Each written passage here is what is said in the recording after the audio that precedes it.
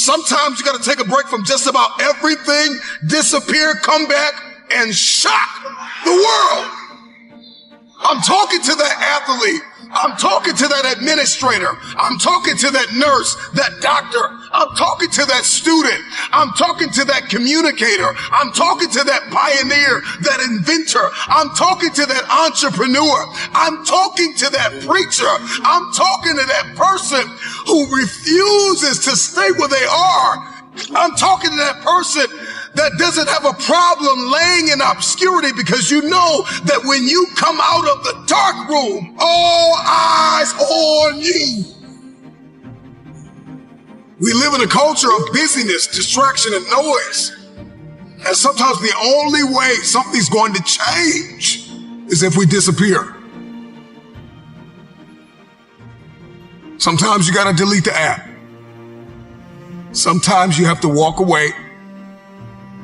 Sometimes you have to fall back into the dark room and focus on you. Everybody wants destiny. Everybody wants manifestation. Everybody wants fulfillment. Everybody wants the next level in the relationship and a higher quality of living. But nobody wants to eliminate distractions. Nobody wants to disappear for 3 months, 4 months, 6 months, and get into a place where you can focus on just you. What if you could just shut out every distraction? What if you could just shut out the world for just a season and focus on you? A man is rewarded in public for what he does in private. Can you unplug for just a moment and focus on you? Focus on what matters. Why are you here? What is your destiny?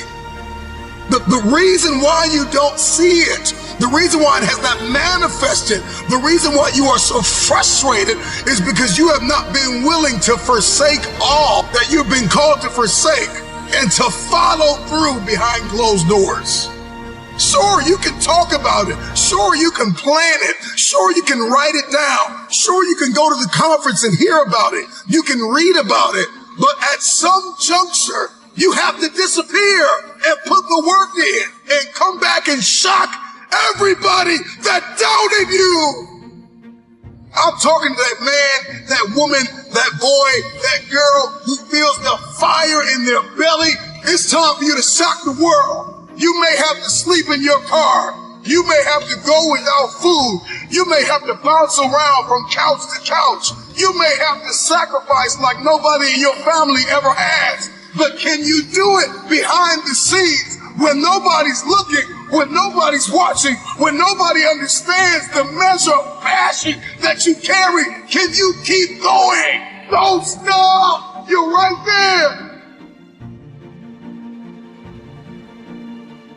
Go through the process in the dark room that prepares us and equips us for the stages of destiny.